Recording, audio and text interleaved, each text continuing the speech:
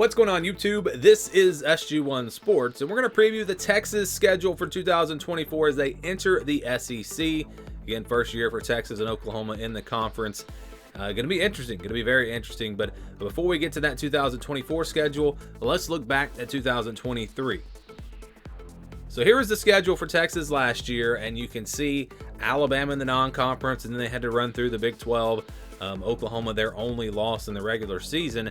But this is not a very tough schedule compared to what's coming as they move to the SEC this season. So here is that 2024 schedule. Before we go game by game, let's kind of break it down here. So we'll start with the non-conference.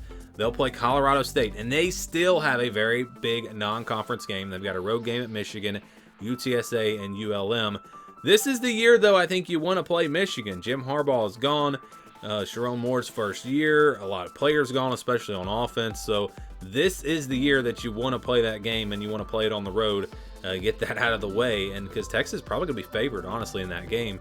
You look at their home games, they've got Colorado State, UTSA, ULM, Mississippi State, Georgia, Florida, and Kentucky. So 4 true home games in the SEC, which means only 3 true road games because they'll play Texas or play Oklahoma on a neutral field. We'll get to that in a second. But yeah, 3 pretty easy non-conference games there.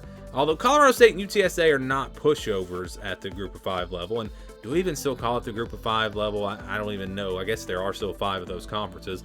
But it's not the Power 5 anymore. I think we can say that.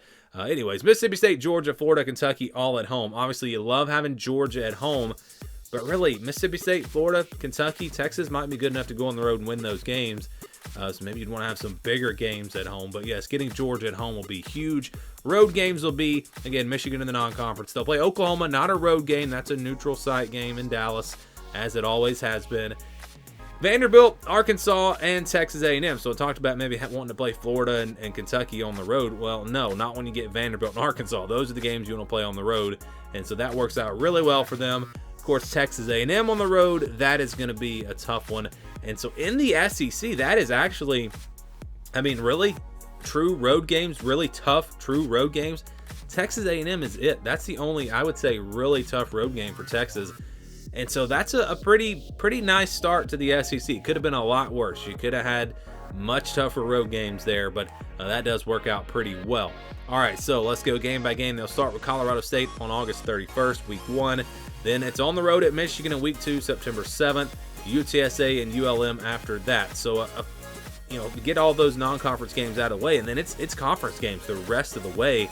They'll play Mississippi State at home on September the 28th. So, if they can go on the road and they can beat Michigan, they're going to be heavy favorites in the rest of these games. They've got a really good shot of starting 5-0. Then they get a bye week before playing Oklahoma. So a really nice start to the schedule. Oklahoma, of course, is going to be a tough one there on October 12th in Dallas.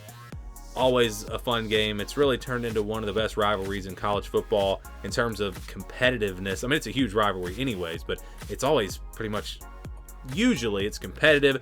Usually some surprises in that game. It's one of the funnest ones for sure. But anyway, Texas, Oklahoma there on the 12th. The bad part of this schedule, though, is they do have Oklahoma and Georgia back-to-back. So that is going to be tough. Really not an easy, you don't get an easy game in between, a bye week, anything like that. It's Oklahoma, then Georgia. I know Oklahoma is such a big game, but I might have rather have the bye week after Oklahoma and before Georgia. But remember, you do get 2 bye weeks this year. They'll play Vanderbilt next on the 26th on the road, and then they'll get their other bye week before playing Florida. They get Florida at home on November the 9th. Then they'll play Arkansas on the road November 16th.